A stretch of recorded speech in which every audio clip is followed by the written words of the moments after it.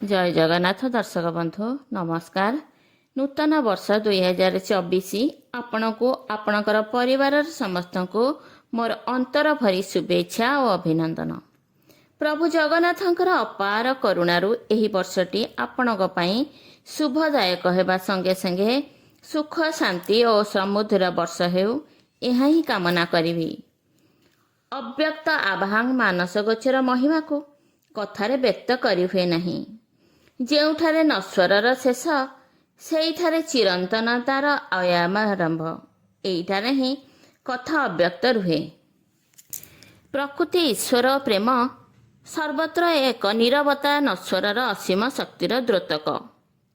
ବର୍ଣ୍ଣନା ସର୍ବଥା କାହିଁ ସମ୍ଭବ କି? ଏହି ଅନୁଭୂତିର ଜଗତ ସୀମାହୀନ। କିଏ କହିବ କାହିଁକି ଝରଣା ଗିରିନନ୍ଦିନୀର ରୂପ ନେଇ ଛଳ ଛଳ କଳକଲ ନାଦରେ ଝରି ଆସେ ଓ ତଟିନୀର ରୂପ ନେଇ ସାଗରର ବାଉବନ୍ଧନରେ ଆତ୍ମହରା ହୁଏ। ନୂଆ ସକାଳ ଉପଗତ। ଏ କ'ଣ ଭାଗବତର ପ୍ରକୃତି? ଏ କ'ଣ ଈଶ୍ୱରଙ୍କର ହୃଦୟ? ଏ କ'ଣ ନିଶାକର ଶ୍ରୀକୃଷ୍ଣଙ୍କର ମନ? ଅଶେଷ ଜ୍ଞାନର ଅଧିକାରୀ ଶ୍ରୀମଦ୍ ଭଗବାନ ତାଙ୍କର ଆଗମନୀ ବାର୍ତ୍ତା ପତ୍ରରେ, ଫୁଲରେ, ପବନରେ, ଆକାଶରେ, ବତାସରେ ଯାହାକୁ କଳନା କରିହୁଏ ନାହିଁ। ପ୍ରକୃତିର ସେହି ଈଶ୍ୱରଙ୍କର ମୁଗ୍ଧ ରୂପରେଖ ଯାହାକୁ ଐଶ୍ୱରିକ ପ୍ରେମର ପରିପ୍ରକାଶ ବୋଲି କୁହାଯାଏ। ପ୍ରକୃତିର ପରିଶେଷରେ ଗୀତ ଗାଏ ପକ୍ଷୀ। ଦୁଇ ପକ୍ଷୀ ବସିଥାନ୍ତି ଦୁଇ ଡାଳରେ। ଜଣେ ବୃକ୍ଷର ଫଳ ଖାଏ ତ ଅନ୍ୟ ଜଣେ ନିରାସକ୍ତ। ସେଇ ନିରାସକ୍ତ ପକ୍ଷୀଟି ପରମାତ୍ମା। କିଏ ବନିପାରିବ ତାଙ୍କର ମହିମା? ପବନ ଧୀରେ ହଲାଇ ଦିଏ ଡାଳପତ୍ର। ଢଳି ଢଳି ଦୋଳି ଖେଳୁଥାଏ ଫୁଲ ଫଳ। କିଏ ତାର ସ୍ରଷ୍ଟା? କିଏ କହିପାରିବ ଏ ତ ସୃଷ୍ଟିର ମହିମା?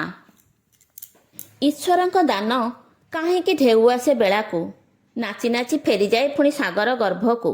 କାହିଁକି ତଟିନୀ ଛୁଏ ସାଗରକୁ, କାହିଁକି ଜଳର ଗତି ନିମ୍ନକୁ, କାହିଁକି ଚନ୍ଦ୍ର ସୂର୍ଯ୍ୟର ଉଦୟାସ୍ତ, ତାରା ଫୁଲର ସୌନ୍ଦର୍ଯ୍ୟ କିଏ ଜାଣେ? କି ନିୟମରେ ସୌରଶକ୍ତିର କ୍ରିୟାକର୍ମ? କାହିଁକି ଜନ୍ମ ମୃତ୍ୟୁର ଆଗମନୀ? କିଏ ସ୍ରଷ୍ଟା?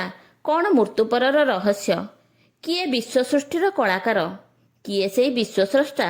ମନୁଷ୍ୟର ଭାଗ୍ୟ ଭାଗ୍ୟ ବିଧାତା କିଏ? ମେଘ ଫାଙ୍କରେ ସେ କିଏ? ଯିଏ ଝରାଇ ଦିଏ କନକ କିରଣର ରୂପଶ୍ରୀ। ଅସୀମର ଏଇ ଅସୀମ ଅଭିସା ହିଁ ମାନବୀୟ ଚିନ୍ତାର ଦ୍ୟୋତକ। ବଡ଼ ବିଚିତ୍ର ଏ ସୃଷ୍ଟି, ବଡ଼ ବିଚିତ୍ର ତାର ପ୍ରାକୃତିକ କ୍ରିୟା। ପତ୍ରଟିଏ କଅଁଳି କିପରି ଝଡ଼ାପତ୍ରରେ ପରିଣତ ହୁଏ, ଫୁଲଟି କଳିରୁ ଆଖି ମେଲି କାହିଁକି ଝରିପଡ଼େ, କିଏ ତାକୁ ବ୍ୟକ୍ତ କରିବ? ସତରେ କିଏ ବନିପାରିବ ଏ ପ୍ରକୃତିର ସୌନ୍ଦର୍ଯ୍ୟ ସମନ୍ୱିତ ସ୍ରଷ୍ଟାର ମଧୁଗାଥା? ଅକ୍ଷମତା ଆହୁରି ସକ୍ଷମ ହେବାରେ ଲାଗି ରହିଛି। ଉଭୟ ବିଶ୍ୱ ସୃଷ୍ଟି ଓ ଅସୀମ ମାନବର ସୃଷ୍ଟି ଦୀପ୍ତ ହେଉ। ଅକ୍ଷମତାରୁ ଜନ୍ମ ନେଉ ପରମ ସଫଳତା। ସୃଷ୍ଟି ସୌନ୍ଦର୍ଯ୍ୟ ଦୀପ୍ତ ହେଉ। ପ୍ରକୃତିର ପରିବେଶ ସୁରକ୍ଷିତ ହେଉ। ବିଶ୍ୱ ସ୍ରଷ୍ଟାଙ୍କୁ ଯଥାଯଥ ଭକ୍ତି କରିବା ସହିତ ତାହିଁ ହେବ ଅସୀମର ଅସୀମ ସମ୍ପ୍ରତି।